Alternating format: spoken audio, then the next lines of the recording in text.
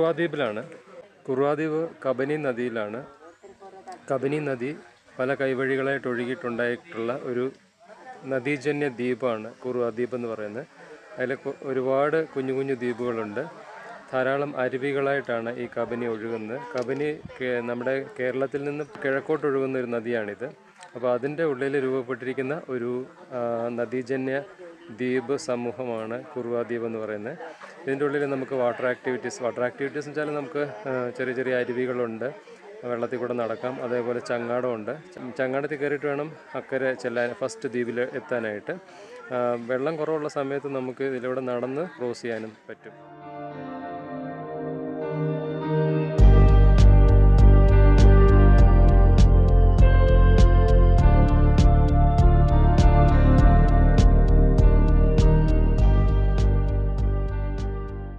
അത്ഭുതങ്ങളുടെ ഒരു ദ്വീപ് തന്നെയാണ് കുറുവ.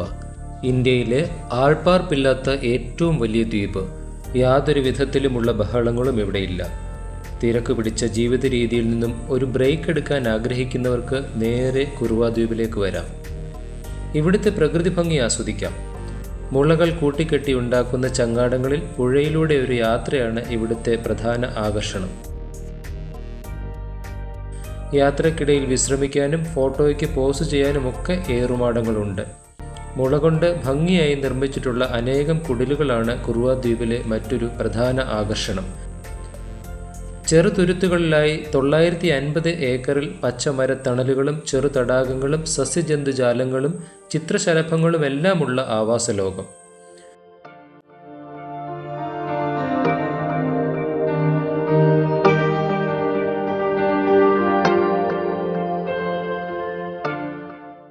ഏകദേശം 65ഓളം ചെറുതുരുത്തുകളാണ് ഇവിടെ ഉള്ളത്. പ്രകൃതി പഠനത്തിനും ശാന്തമായ സാഹസിക നടത്തത്തിനും താല്പര്യമുള്ളവർക്ക് യോജിച്ച സ്ഥലമാണിത്. ബോട്ട് വഴിയും കാൽനടയായും കുറുവയിലെ ഓരോ ദ്വീപിലൂടെയും സഞ്ചരിക്കാം. ഇതിൽ ഏറ്റവും അവസാനം നമ്മൾ വന്നെത്തുന്ന ഒരു ദ്വീപാണിത്. ഇതിൻ്റെ കബനി നദി ക്രോസ് ചെയ്യാനായിട്ട് നിൽക്കുകയാണ് ആൾക്കാർ.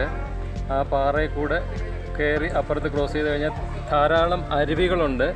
ഇതിൽ നല്ല വെള്ളമാണ്, കുളിക്കാനും അതേപോലെ എൻജോയ് ചെയ്യാനും പറ്റിയൊരു സ്പോട്ടാണ് വയനാട്ടിലെ ഏറ്റവും ബ്യൂട്ടിഫുൾ ആയിട്ടുള്ളൊരു സ്പോട്ടാണ് കുറുവ ദ്വീപ്.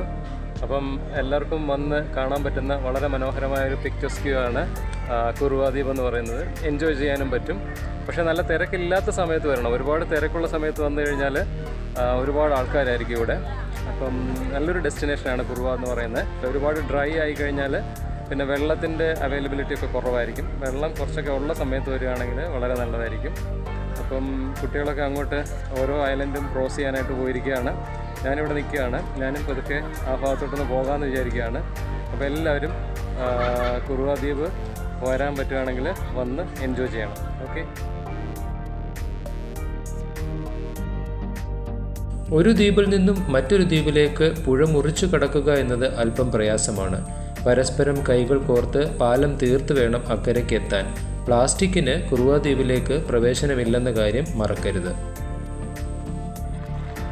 ഞാൻ വെള്ളത്തിൽ കൂടെ ഇങ്ങനെ ക്രോസ് ചെയ്യുവാണ്. അപ്പുറത്തേക്ക് ആ സൈഡിലോട്ട് പോവാണ്. ആദ്യത്തെ ഒരു ക്രോസിംഗ് ആയത്. ഇനി കുറേ ക്രോസിങ്ങുകളുണ്ട്. അപ്പോൾ ഇങ്ങനെ നമുക്ക് ക്രോസ് ചെയ്ത് വെള്ളത്തിൽ നല്ല തണുത്ത വെള്ളമാണ്. നല്ല സ്ലിപ്പറി ആയിട്ടുള്ള റോക്കാണ്. വെള്ളത്തിൽ കൂടെ ഇറങ്ങി പോകാതിരിക്കാൻ പറ്റില്ല. അതാണ് ഇതിനകത്തെ ഒരു എൻ്റർടൈൻമെൻ്റ് എന്ന് പറയുന്നത്, വെള്ളത്തിൽ കൂടെ ഇറങ്ങിപ്പോകുന്നത്. അപ്പോൾ അങ്ങനെ ഒന്ന് പോയി നോക്കാം. ധാരാളം വാട്ടർ പ്ലാന്റ്സും ഉണ്ട്. അതേപോലെ തന്നെ ആൽഗകളൊക്കെ നമുക്ക് ഈ വെള്ളത്തിൽ കാണാൻ പറ്റുന്നുണ്ട്. ഒരു വഴുവഴുപ്പുള്ളൊരു ജെല്ലി രൂപത്തിലുള്ള ആൽഗയാണോ ലൈക്കനാണോ എന്നുള്ളത് കണ്ടുപിടിക്കണം ഒരു സംഭവമാണിത്. കുറേ മരങ്ങളൊക്കെ ഇങ്ങനെ വീണ് കിടപ്പുണ്ട്, കണ്ടില്ലേ? നല്ല ഭംഗിയാണ് അത് കാണാൻ. ഇതെല്ലാം ഓരോ ഇക്കോസിസ്റ്റമാണ്. അപ്പോൾ ഡ്രൈഡ് ആൻഡ് ഡീക്കേയിങ് വുഡാണിത്.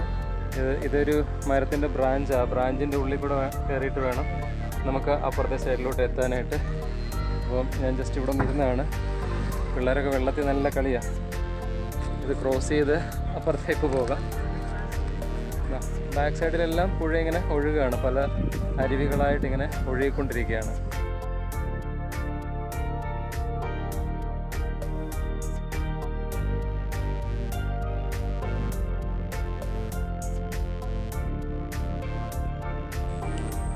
സുൽത്താൻ ബത്തേരിയിൽ നിന്നും ഏകദേശം 45 കിലോമീറ്റർ ദൂരമുണ്ട് കുറുവ ദ്വീപിലേക്ക്. കുടുംബമായോ സുഹൃത്തുക്കൾക്കൊപ്പമോ എത്തുന്നതാകും ഉത്തമം.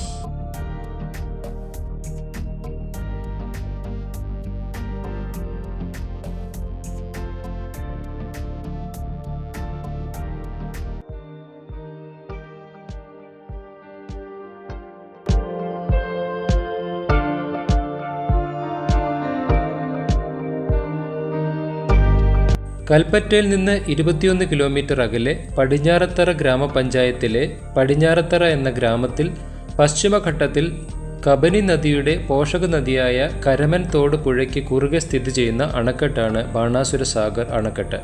1 കിലോമീറ്ററോളം നീളത്തിൽ മണ്ണുകൊണ്ടാണ് ഈ അണക്കെട്ട് നിർമ്മിച്ചിരിക്കുന്നത്. കുറ്റ്യാടി ജലവൈദ്യുത പദ്ധതിയിലേക്ക് ജലമെത്തിക്കുക എന്നതും വരണ്ട കാലാവസ്ഥയുള്ള പ്രദേശത്ത് ജലസേചനം, കുടിവെള്ളം എന്നിവ എത്തിക്കുക എന്നതുമാണ് ബാണാസുര സാഗർ ജലസേചന പദ്ധതിയുടെ പ്രധാന ലക്ഷ്യങ്ങൾ. മണ്ണുകൊണ്ടുള്ള ഇന്ത്യയിലെ ഏറ്റവും വലിയ അണക്കെട്ടും ഏഷ്യയിലെ 2ാമത്തെ വലിയ അണക്കെട്ടുമാണിത്. വലിയ പാറകളും കല്ലുകളും മണ്ണുമാണ് ഇതിനായി ഉപയോഗിച്ചത്.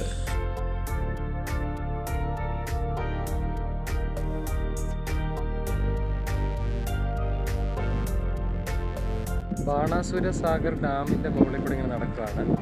ഇത് ഒരു ഡാം എന്ന് പറയാൻ നമുക്ക് പറ്റില്ല, കാരണം ഇതൊരു മണ്ണ് കൊണ്ടുണ്ടാക്കിയിരിക്കുന്ന ഒരു ബണ്ട് പോലെയാണ്. സിമെൻ്റ് ഒന്നും ഉപയോഗിച്ച് നിർമ്മിച്ചിട്ടുള്ളതല്ല. ഒരു അണ പോലെ തടയണ പോലെ കിട്ടിയിട്ടുള്ളതാണ്. അത് ഇറിഗേഷന് വേണ്ടിയിട്ട് കൺസ്ട്രക്ട് ചെയ്തിരിക്കുന്ന ഒരു ഡാമാണ്. പിന്നെ അതേപോലെ ഇതിൻ്റെ പുറകിൽ എനിക്ക് പുറകിൽ കാണുന്നത് കംപ്ലീറ്റ് സോളാർ പാനൽസാണ്. ഇത് ഇലക്ട്രിസിറ്റി ഇതിൽ നിന്ന് ഉണ്ടാക്കുന്നുണ്ട്, ഡിസ്ട്രിബ്യൂട്ട് ചെയ്യുന്നുണ്ട്. ഐതിഹ്യപ്രകാരം മഹാബലിയുടെ മകനായിരുന്ന ബാണാസുരൻ്റെ പേരിലുള്ള മലകളാണ് ഇവിടെ കാണുന്നത്. ഈ ബാണാസുര മലകൾക്കിടയിലൂടെ ഒഴുകിയിരുന്ന ചെറിയ പുഴയ്ക്ക് അവർ ബാണാസുര സാഗർ എന്നാണ് പേര് കൊടുത്തിരുന്നത്. അങ്ങനെയാണ് ഈ അണക്കെട്ടിന് ബാണാസുര സാഗർ അണക്കെട്ട് എന്ന് പേര് വന്നത്. ബാണാസുര മലകൾക്കിടയിലായി 33 ലക്ഷം ക്യൂബിക് മീറ്റർ മണ്ണുപയോഗിച്ചാണ് ഈ അണ നിർമ്മിച്ചിരിക്കുന്നത്. 1979 അണക്കെട്ട് പണി തീർന്നത്. കാരാപ്പുഴ ജലവൈദ്യുത പദ്ധതി പോലെ അപൂർണമായ അവസ്ഥയിലാണ് ഈ പദ്ധതിയും. ഇന്ത്യയിലെ ആദ്യത്തെ അണക്കെട്ടിന് മുകളിലുള്ള സൗരോർജ്ജ പാനലുകൾ സ്ഥാപിക്കപ്പെട്ടത് ഇവിടെയാണ്. വയനാട്ടിൽ വരുമ്പോൾ നമുക്ക് വന്ന് ജസ്റ്റ് കണ്ടുപോകാൻ പറ്റുന്ന ഒരു ചെറിയ ഡെസ്റ്റിനേഷനാണ് ബാണാസുര സാഗർ ഡാം.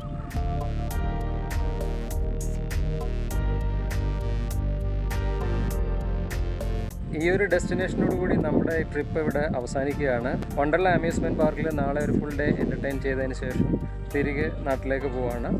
അപ്പോൾ കുട്ടികളുടെ സ്റ്റഡി ടൂർ ഇവിടെ അവസാനിക്കുകയാണ്. ആക്ച്വലി നാളെ ഫുൾ ഡേ വണ്ടർല എൻജോയ് ചെയ്യാനായിട്ട് പോവുകയാണ്. അപ്പോൾ വീണ്ടും സന്ധിക്കും വരെ വണക്കം. അടുത്ത വ്ളോഗിൽ വീണ്ടും കാണാം. അതുവരേക്കും keep watching and continue your support. Thank you.